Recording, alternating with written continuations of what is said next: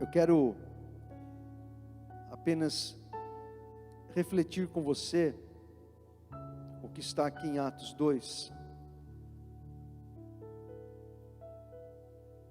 a partir do versículo 42.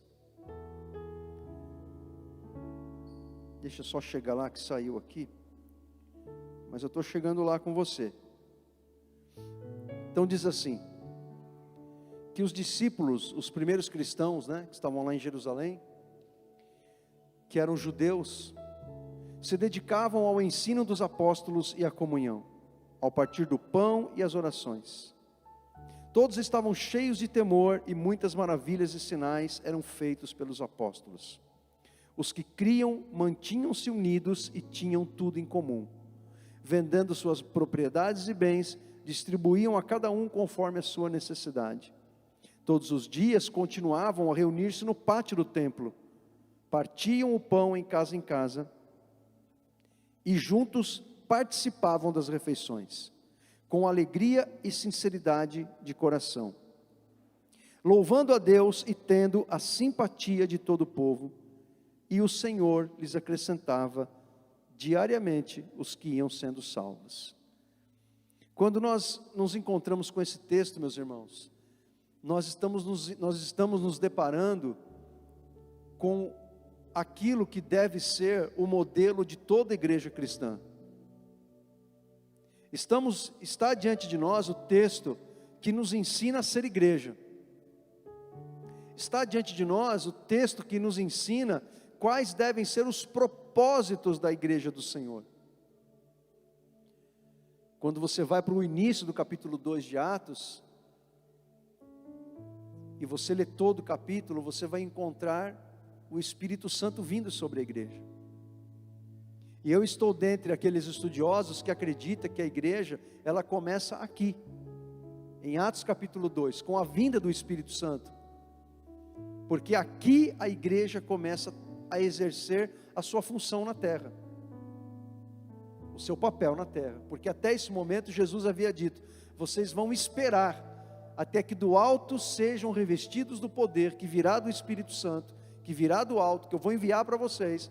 Até esse momento vocês não vão fazer nada, vocês não vão pregar, vocês não vão evangelizar, vocês não vão ensinar, vocês não vão propagar as boas novas, vocês vão só orar e esperar. E quando vier o poder do alto pelo Espírito Santo, aí sim vocês começarão a dar continuidade à minha obra da evangelização. E foi o que os discípulos fizeram. E no final do capítulo 2 de Atos dos Apóstolos, nós temos uma descrição de Lucas, o mesmo que escreveu o Evangelho que leva o seu nome, de como era a vida da igreja primitiva. É óbvio que nós temos que separar algumas coisas, Tem alguns aspectos culturais da época que não cabe para nós, mas outros significam o que nós devemos fazer como igreja.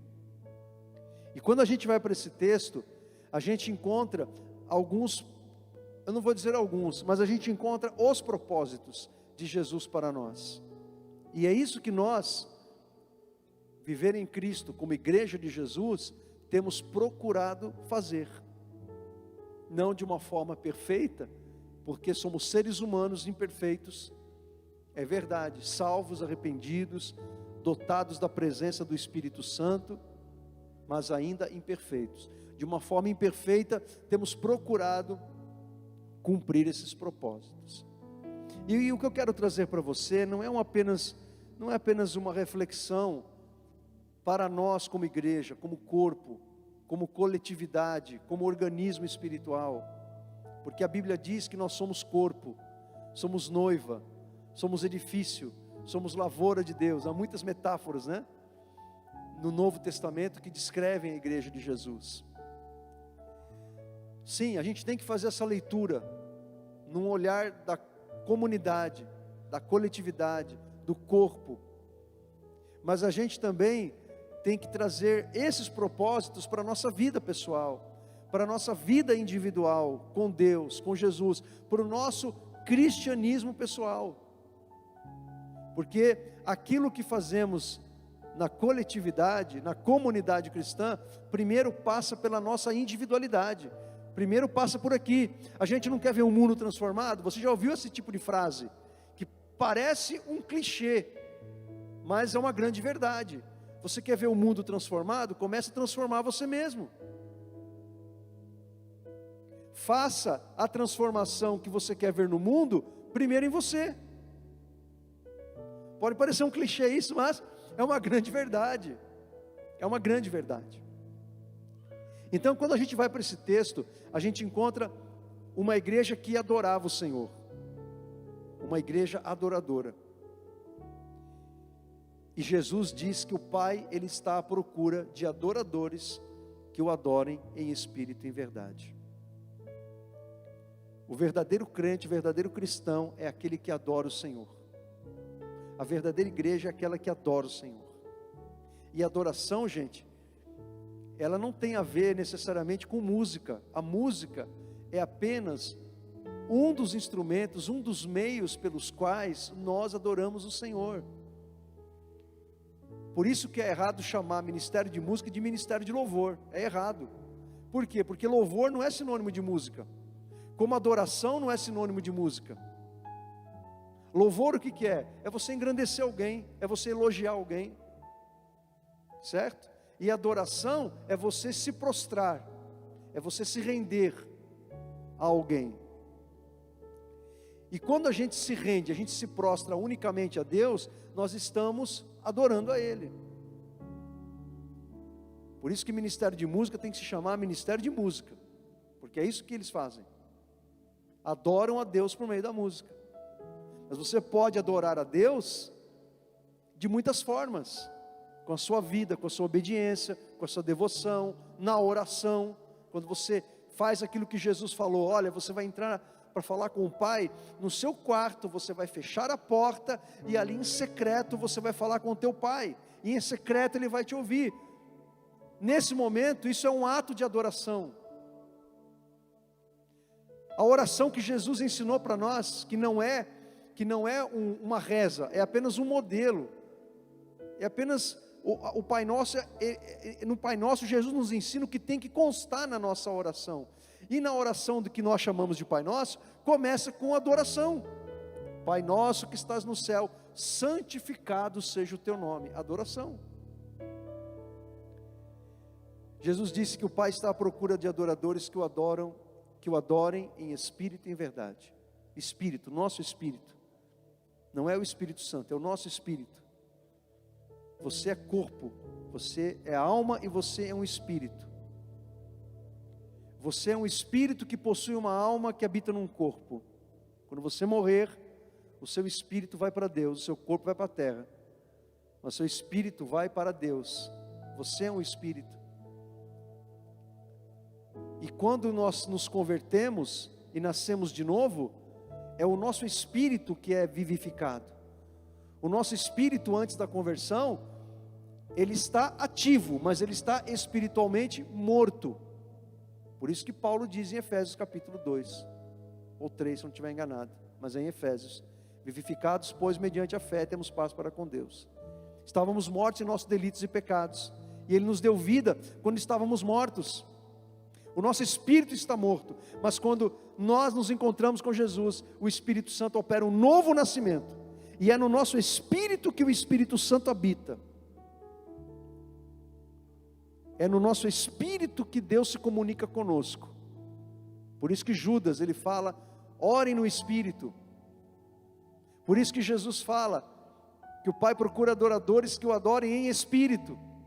Paulo fala em 1 Coríntios capítulo 12, que quando falamos em línguas estranhas, é o nosso espírito falando com Deus.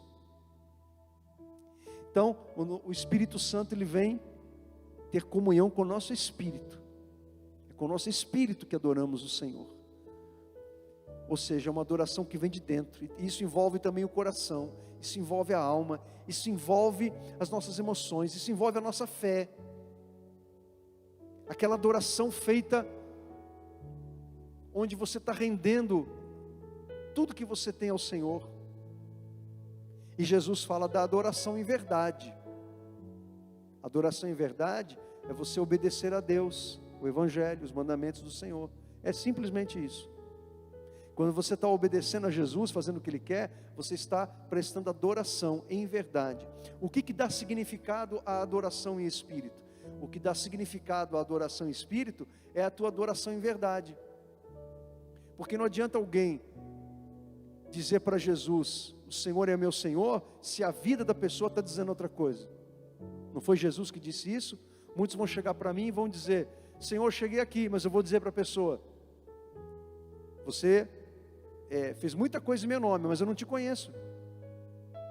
Por quê? A pessoa estava na igreja, fez a obra de Deus, expulsou o demônio, pregou a palavra, profetizou, fez e aconteceu, ficou famoso, tinha muito seguidor no YouTube, no Facebook, o cara arrebentou na terra, fez descer fogo do céu, mas Jesus não conhecia o cara, porque ele não andava de verdade com Jesus.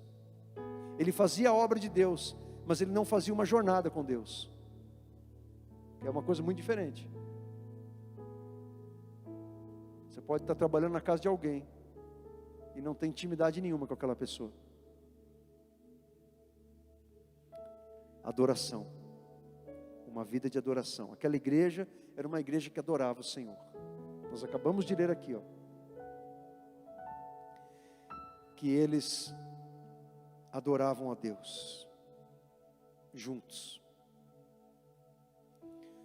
O segundo propósito de Deus para a nossa vida é que fomos chamados para sermos testemunhas de Jesus. Nós lemos no final desse texto que o Senhor acrescentava a cada dia, diariamente, os que iam sendo salvos. Como que isso acontecia? Pelo testemunho dos apóstolos e da igreja, dos discípulos, dos crentes daqueles dias. Você foi chamado para ser uma testemunha de Jesus. E quando a gente fala de evangelização, a ideia que nós, principalmente os crentes mais antigos têm, é de entregar folheto na praça, é de entregar folheto na rua, de fazer evangelização de porta de casa em casa. Mas a verdade, irmãos, é que já há muitos anos, esse tipo de evangelização não funciona. O irmão ir para a praça e ficar se esgoelando lá. Esse tipo de evangelização não funciona. Até comove meu coração quando eu vejo, mas não funciona. Sabe por quê? Porque as pessoas do nosso tempo, elas não confiam mais em pessoas que elas não conhecem. Elas não confiam.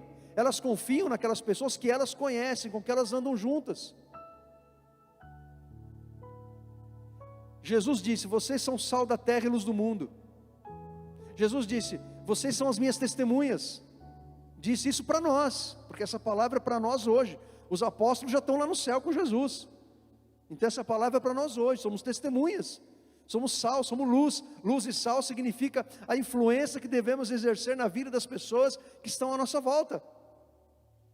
E o que uma testemunha faz? Testemunha conta o que viu e o que ouviu. Ser testemunha de Jesus não é você ficar discutindo religião, discutindo teologia com seus parentes, no churrasco do domingo, ou no refeitório da empresa. Ser testemunha de Jesus é simplesmente você falar o que Jesus fez na sua vida. Só isso. Como Ele te transformou, como Ele fez de você uma nova pessoa, como Ele transformou a sua vida. Não é para você ficar discutindo teologia, religião.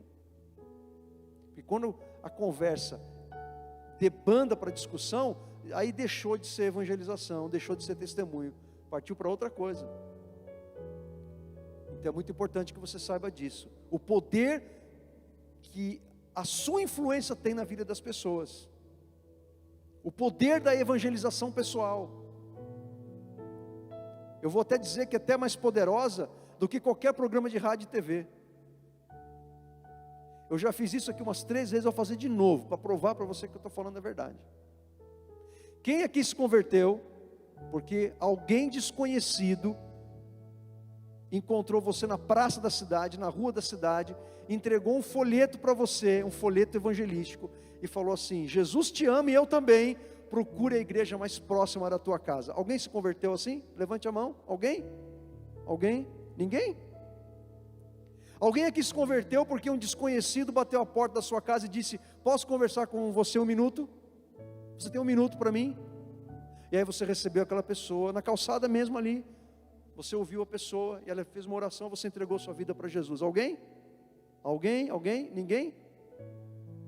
Alguém aqui se converteu porque você estava no farol, num momento difícil da sua vida, o carro da frente tinha um versículo bíblico, no vidro de trás do carro, e aquele versículo falou com você, você caiu em pranto, se converteu naquele momento. Alguém? Alguém? Alguém? Alguém aqui se converteu com um programa evangélico de rádio ou TV? Alguém? Aí pode ser que tem alguém. Alguém? Programa do Silas Malafaia, R.R. Soares, qualquer um desses grandão aí. Alguém se converteu com esses programas? Ouvindo esses programas? Alguém? Jimmy Swaggart, os mais antigos, Jimmy Swaggart. Ninguém? Jesus. Então acho que eu estou certo mesmo. Agora a pergunta fatal agora. Essa é a pergunta, para encerrar, você vai entender. Quem aqui se converteu porque alguém do seu relacionamento pessoal, que conhecia Jesus, que andava com Jesus e que andava com você, falou de Jesus para você, e aquela pessoa falou de Cristo para você, e ela influenciou você com a vida dela, com o testemunho dela, e aí você veio para a igreja, entregou sua vida para Jesus. Alguém aqui, levante a mão. Todo mundo. Eu inclusive. Eu me incluo nessa. Vocês estão vendo, gente? O poder da evangelização pessoal.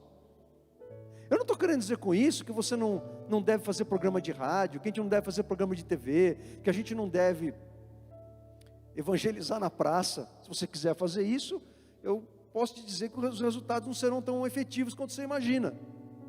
Tudo bem. Mas vale muito mais a pena você investir o seu tempo e energia com pessoas que você conhece, que não são crentes, do que com pessoas que você não conhece. Porque são com as pessoas que você conhece que você terá os melhores resultados. É por isso que você é a Bíblia dos seus amigos e parentes que não conhecem a Jesus. Porque eles não têm Bíblia, se tem, não lê. E se lê, está aberto no Salmo 91. O Salmo 91, trazer boas energias para dentro de casa. Isso aí é superstição, gente. Olha a importância do seu testemunho pessoal. É sério que eu estou falando, gente. Jesus chamou você para ser uma testemunha dele. Amém ou não amém? Nós vemos nesse texto que havia naquela igreja comunhão, relacionamento cristão. Não foi isso que nós lemos aqui? Estavam juntos no templo, juntos comendo, juntos adorando, juntos servindo a Deus.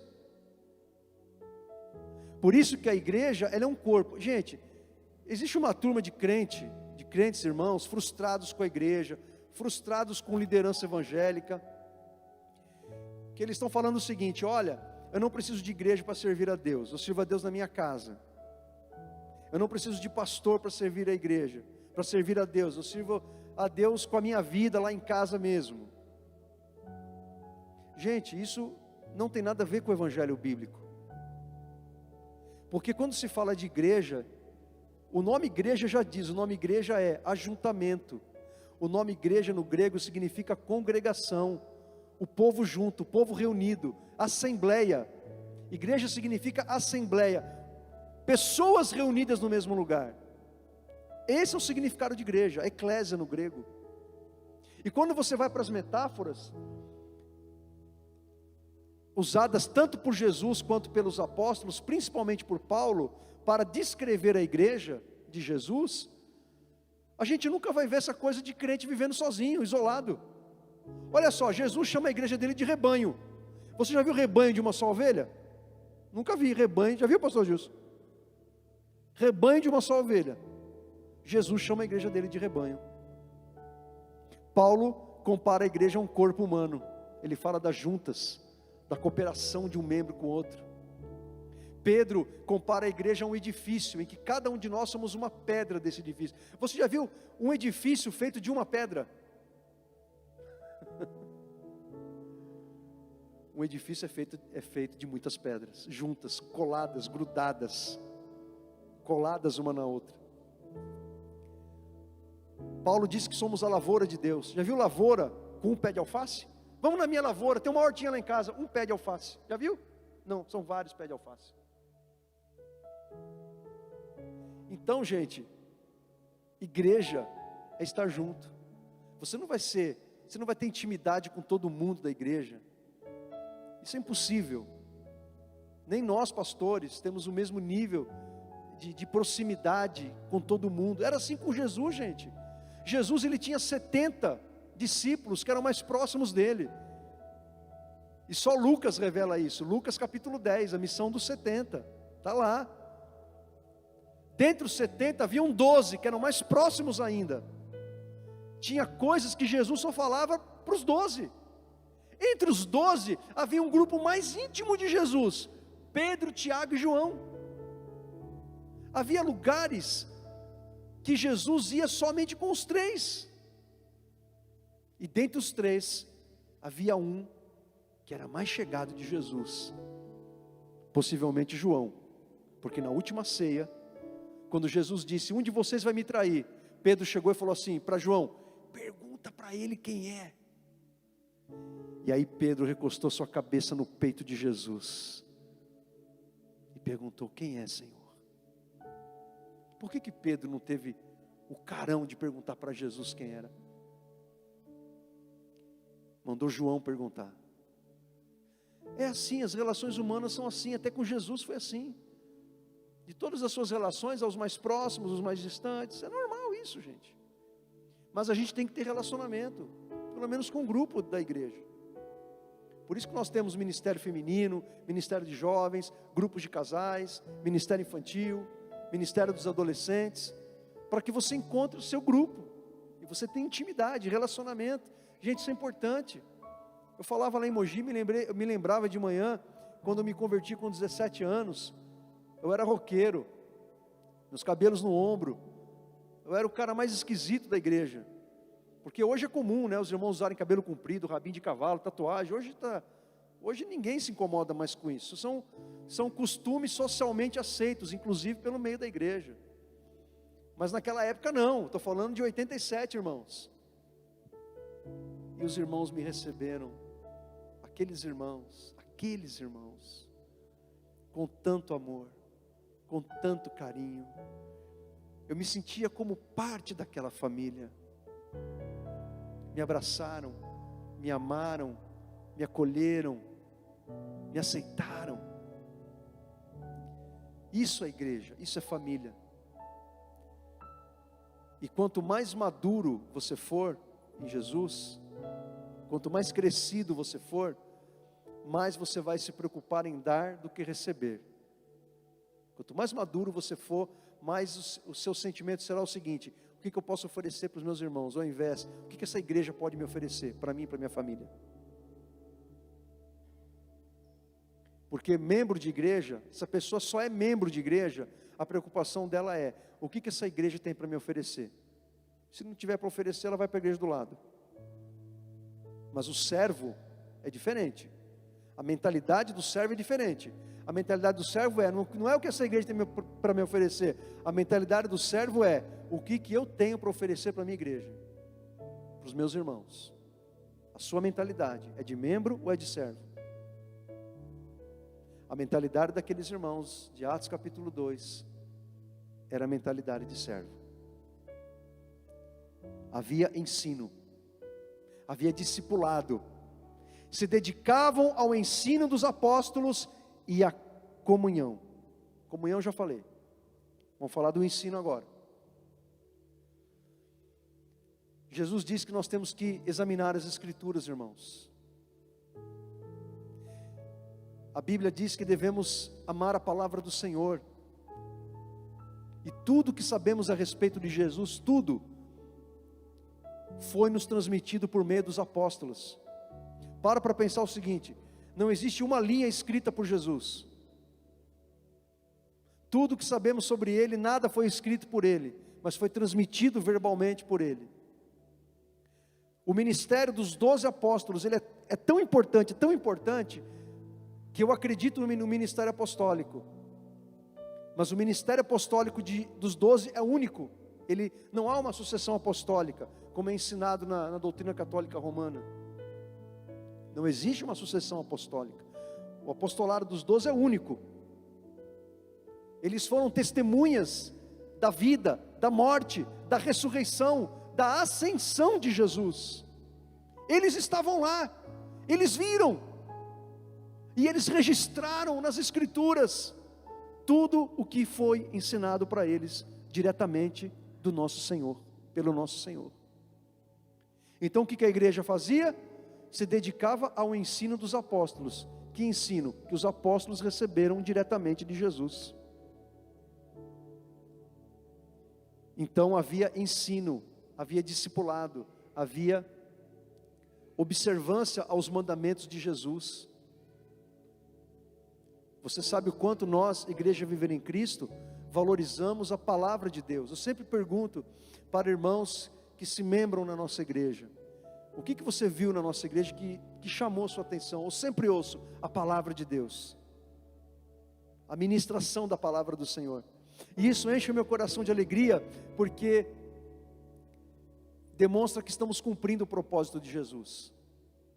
Dificilmente você vai ver um pregador aqui, vindo pregar aqui, porque ele está ficando famoso, está fazendo um movimento, e não importa se ele está pregando bobagem, se ele vai trazer gente, vamos botar o cara para pregar aqui, porque vai trazer gente. Viver em Cristo não é isso não, gente. Não fazemos isso. Porque você formar a identidade de um povo, você leva anos para fazer isso, anos. Identidade espiritual, você pregar a palavra, você ensinar a palavra. Aí você traz alguém aqui só porque o cara é famoso, porque ele ora e venta dentro da igreja, cai fogo, mas o que ele está falando não tem nada com nada, e até contradiz a palavra de Deus, de jeito nenhum. Nesses 23 anos de igreja, irmãos, hoje estamos comemorando 23 anos, raríssimas, dá para contar no dedo de uma mão, quantas vezes alguém pregou uma bobagem aqui desse púlpito, e se pregou não voltou mais para pregar, foi a última vez, porque a gente leva muito a sério isso aí. A sua saúde espiritual depende daquilo que você recebe desse altar. Infelizmente hoje, a gente não tem, aliás nunca tivemos, controle sobre a vida de ninguém, mas hoje principalmente, nunca tivemos, e hoje principalmente com o advento da internet, você tem na sua mão, acesso a tudo quanto é pregação, pregador, profeta, pastores novos, que são influenciadores digitais, que estão falando um monte de bobagem aí, falando que Deus não está no controle, falando um monte de bobagem a respeito de Deus, a respeito de Jesus. Outro dia aí um pastor famoso falou que a Bíblia precisa ser atualizada, irmãos, que nós temos que adequar a palavra de Deus aquilo que o mundo está vivendo hoje. O que é isso, irmãos? E o nosso povo está ouvindo tudo isso, a gente não tem controle sobre isso. Isso aumenta a nossa responsabilidade. Vai lá para o Novo Testamento que você vai ver qual era a postura de João, de Pedro, de Paulo em relação à doutrina, ao ensino, ao Evangelho. Eles eram duros, irmãos, eles eram firmes. Eles não admitiam ensino errado na igreja, não. Talvez esses apóstolos, homens de Deus, fossem taxados hoje como pessoas chatas, pessoas mal-humoradas, pessoas intransigentes, inflexíveis, antiquadas. Mas tudo que pregamos e ensinamos está baseado no que eles nos ensinaram, o que eles receberam de Jesus. Vê lá o que Pedro fala sobre os falsos profetas em 2 Pedro capítulo 2, vê lá o que ele fala. Vê o que Paulo fala sobre os falsos mestres, os falsos pastores, aos Gálatas, 2 Coríntios, vai examinar a Escritura, irmão. Vê lá o que João fala sobre os falsos ensinos. Vê o que João fala a respeito de um tal de Diótrefes, que era um pastor rebelde que existia na igreja. Vê lá o que fala. Porque desde o começo a igreja cristã, a igreja de Jesus tem sido ameaçada por falsos ensinos. E nós precisamos estar atentos àquilo que Deus nos fala. A igreja de Jerusalém seguia firme no ensino dos apóstolos. Sabe por quê? Porque é aquilo que você se alimenta, daquilo que você se alimenta, que vai determinar a sua saúde espiritual. E até a sua saúde mental, hein? Escuta o que eu estou falando. Até a sua saúde mental. Porque tem muito crente emocionalmente adoecido por causa do ensino errado que recebe. Você sabia disso? Isso é muito grave, irmãos. Você imagina igreja que ensina para os casais que sexo na semana da menstruação e depois da menstruação é pecado. Esse casal vai fazer amor quando? E os caras acreditam nisso. Você imagina crente de igreja que fala que determinados pecados não tem perdão de Deus. E Jesus fala apenas de um pecado que não tem perdão, que é o pecado contra o Espírito Santo. Aí o irmão vai lá, comete um pecado que Deus está ali graciosamente pronto para perdoar, mas o cara acredita que ele não tem o perdão de Deus. A pessoa entra em processo depressivo, adoece e morre. Quem que vai dar conta dessa alma? Deus. Fala para mim. Eu estou fazendo uma live toda quinta-feira de manhã. Espiritualidade e saúde emocional. Estou falando sobre alegria agora. Já falei de tristeza, já falei de medo e falei de raiva. Estou há 3 semanas falando de alegria, não consegui terminar ainda. Vou continuar nessa quinta-feira. Acessa lá, na minha página do Facebook. E eu falava sobre Deus. Uma irmã falou assim: olha, eu fui ensinada na minha igreja a ter medo de Deus. Você tem que temer a Deus, você tem que temer a Deus, mas também você tem que amar o Senhor. Tem que ter um equilíbrio ali. E ela falando: eu fui ensinada somente a ter medo de Deus. Isso afeta o emocional da pessoa, o seu relacionamento com Deus, o seu relacionamento com as pessoas. A Bíblia diz tudo o que nós precisamos saber para viver bem, na vida familiar, na vida conjugal, na vida sexual, no trabalho, na sociedade, pais e filhos, filhos e pais, como você lidar com as suas emoções, como que você tem que viver em igreja, o papel dos membros, o papel dos pastores. Irmãos, a Bíblia diz tudo. Agora, se você recebe um ensino errado, inadequado, você vai viver errado. Olha a importância do ensino que é dado numa igreja. Olha a importância, irmãos. Isso é muito sério. É como o nosso corpo. Se você se alimenta mal, come todo dia um Big Mac para você ver, uma porção de batata frita. O que vai acontecer? Todo dia. Depois de um mês, como que você vai estar? Se estiver vivo ainda.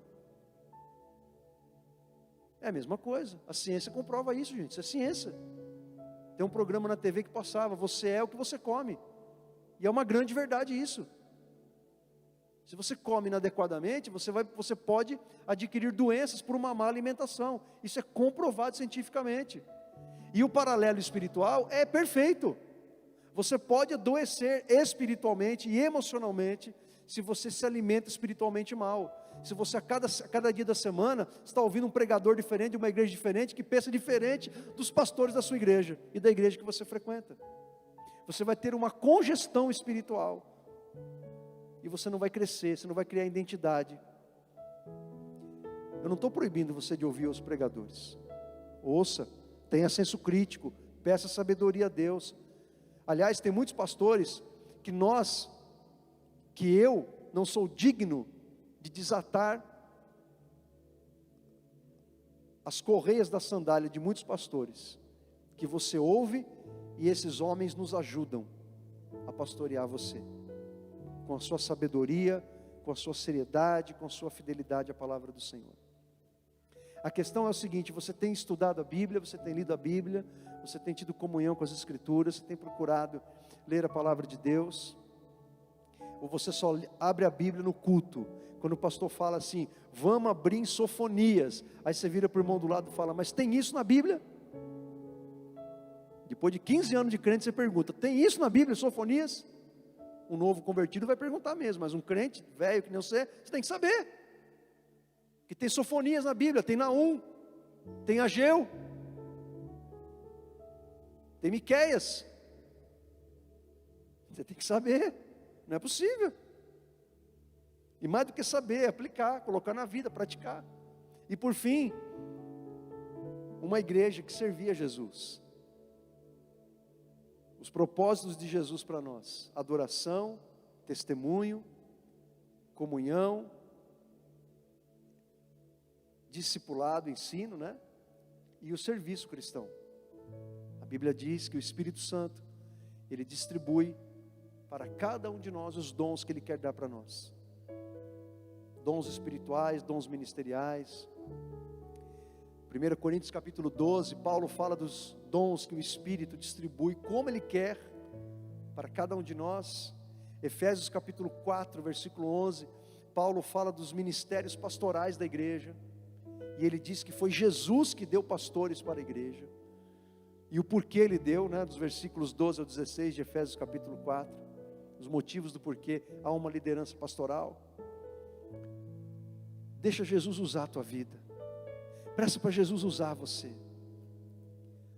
Porque há talentos naturais que você desenvolveu ao longo da sua vida. E há dons espirituais que Deus quer manifestar em você.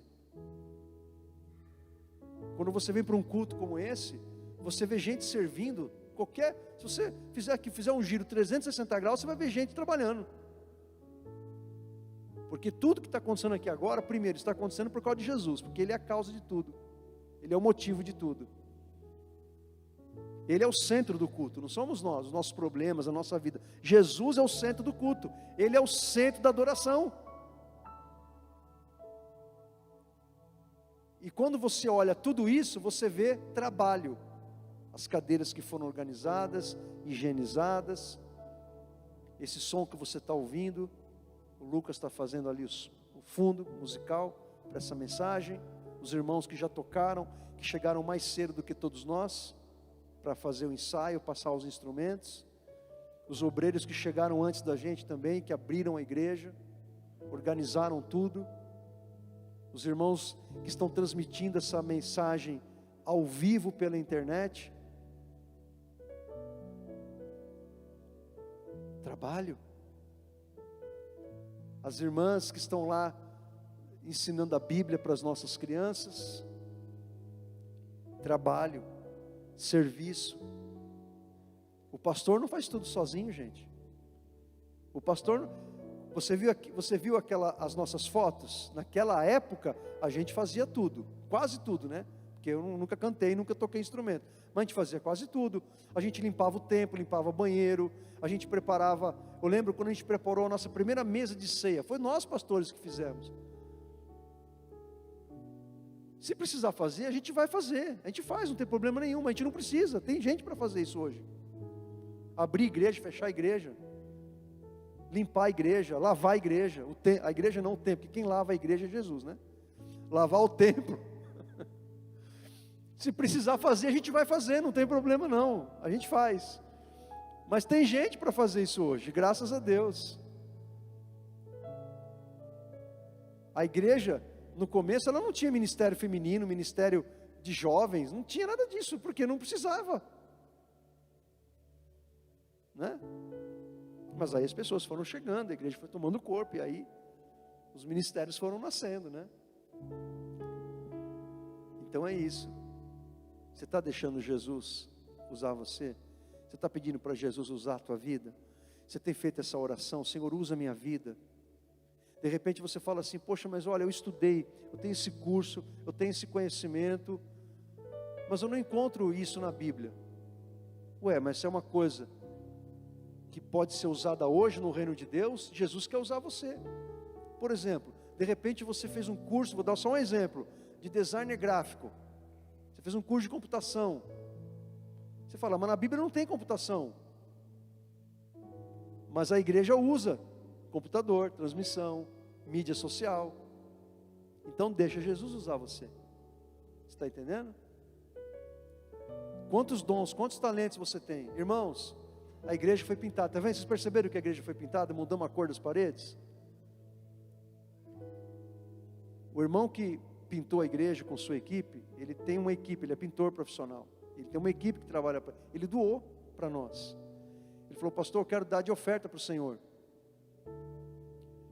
O que ele está fazendo? Ele está exercendo o ministério, gente. Ele está servindo a mim, a você e ao Senhor. Você chegar aqui e ver essas paredes todas lindas, maravilhosas, ó. Talvez o irmão não sabe cantar, não sabe pregar, não sabe fazer um monte de coisa, mas alguma coisa você sabe. Alguma coisa você pode ofertar ao Senhor, alguma coisa você pode fazer para abençoar o outro. Às vezes só de você ouvir, você nem precisa falar nada, só ouvir alguém que está chorando. E às vezes é até bom não dizer nada. Quando você abre a boca, fala besteira. Às vezes o que a pessoa quer é só um ombro para ela enxugar as lágrimas. E quando você faz isso, Deus está usando a tua vida. Deus está ouvindo os teus ouvidos, a sua atenção, o seu amor, a sua paciência. Deixa Jesus usar você. Quando alguém fala assim para você: irmão, ora por mim, ora pela minha família. Aí você perde a oportunidade de orar por aquela pessoa naquela hora. Você fala: vou orar, irmão, vou orar por você depois. Aí você esquece, não ora. Ora naquele momento. A pessoa pediu oração, ora naquele momento. De repente Deus está te dando um dom de cura aí, você não sabe. Já ouviu falar do Manuel de Melo, que era da Assembleia de Deus, que foi o grande fundador do Brasil para Cristo? Ele era um diácono na Assembleia de Deus. Um diácono. E Deus começou a usar ele com cura. Porque Deus deu esse dom para ele. Agora, como que você pode saber se você não fizer? Como que eu descobri que eu não fui chamado para dar aula para adolescente? Dando aula, uma aula bastou para saber. Foi suficiente? Uma aula foi suficiente. Tá bom, Jesus, já entendi. O Senhor me ensinou. Eu devia ter acho que uns 23 anos, 24. Já entendi, Senhor. Não é a minha praia. Estou me retirando. É isso, irmãos. É colocando a mão na massa. Faça tudo que tiver à mão, diz a Bíblia, mas faça com amor, com carinho. Deixe o Espírito Santo usar você. Amém? Jesus disse que a seara é grande, mas os trabalhadores são poucos. Os trabalhadores são poucos. Há uns 2 anos atrás, antes da pandemia, uma irmã estava dando aulas de inglês aqui atrás, de graça. Ela doou o tempo dela, o conhecimento dela. A Cida participou de uma dessas aulas, né, Cida? Uma excelente professora, né? E ela estava ensinando. Uma outra irmã psicóloga, já não está mais conosco. Não é que ela morreu não, está viva, aqui ela não está mais com a gente. Mas ela deu várias consultas aqui há 3 anos atrás. Consultas psicológicas, atendimento psicológico gratuito. Isso é ministério, irmãos, é serviço. O que você pode fazer para ajudar? O que você pode fazer para abençoar? Quantas pessoas necessitadas do teu conhecimento, da tua habilidade, da tua competência e do dom que Deus quer dar para você, você nem sabe que Ele está querendo manifestar um dom espiritual em você. Dá uma lida lá em 1 Coríntios capítulo 12. Às vezes a gente quer aqueles dons que nos dão visibilidade, né? Dom de milagre, dom de profecia, né? O dom de cura. Ok, a Bíblia diz, Paulo diz isso, né? Que devemos buscar os melhores dons. Mas tem dons ali muito importantes. Por exemplo, o dom de discernir espíritos. Você saber que o que está acontecendo no ambiente ou com a pessoa, se aquilo vem de Deus, é do diabo ou do homem. É por esse dom que você sabe. Isso não tem nada a ver com intuição, hein? Isso é dom espiritual. Outro dom importante, pastor Gilson, palavra da sabedoria. Peça para Deus a palavra da sabedoria. De repente lá tem 2 pessoas ou um grupo de pessoas discutindo, tentando achar uma saída para uma solução. E aí Deus usa a sua vida porque Ele dá para você a palavra da sabedoria. que vai trazer a solução para aquele problema. Mais ou menos como Deus fez com Salomão, com as duas mulheres que levaram a criança. Salomão disse: traz uma espada que vão cortar a criança no meio. Salomão precisava saber quem era a mãe, né? A palavra da sabedoria. Isso é lindo, não é, irmãos? Não é maravilhoso? A Bíblia diz que há uma diversidade de dons. Paulo fala isso em 1 Coríntios. E não é só 9 dons não, tá? Não é que esse negócio são só 9 dons. Há muitos outros. Romanos capítulo 12, 1 Pedro capítulo 4, Efésios capítulo 4. Dons, ministérios, uma diversidade de dons. E Paulo fala isso na introdução dos 9 dons, em 1 Coríntios capítulo 12, ele fala que é uma diversidade de dons, realizações, ministérios, e tudo quem opera é o mesmo Jesus, é o mesmo Espírito Santo, é o mesmo Deus. Por isso que não há várias unções, há apenas uma unção.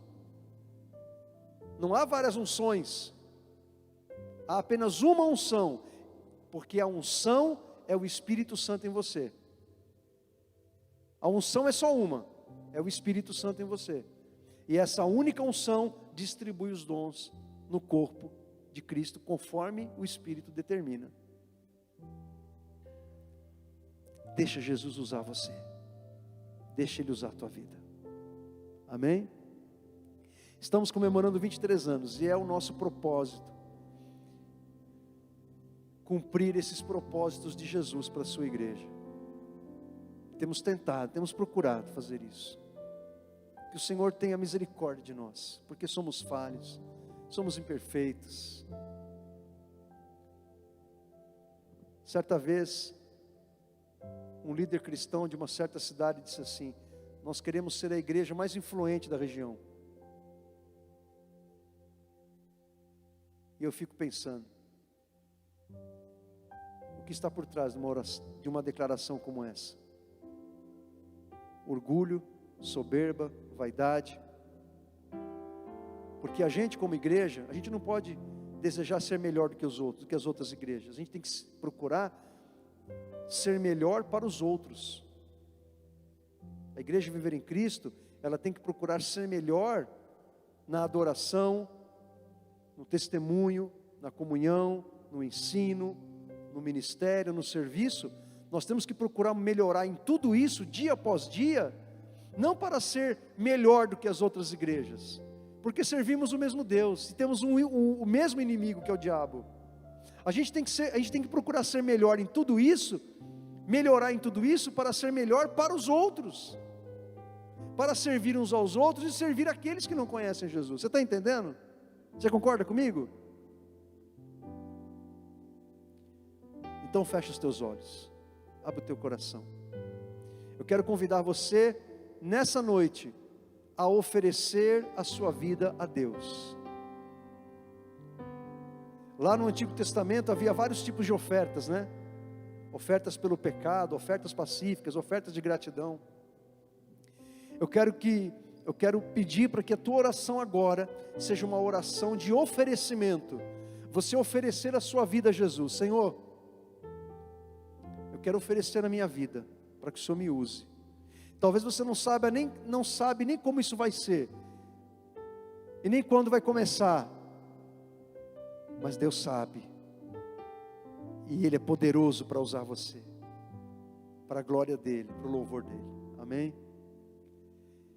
Eu convido você a ficar em pé, e fazer esta oração de entrega, de consagração.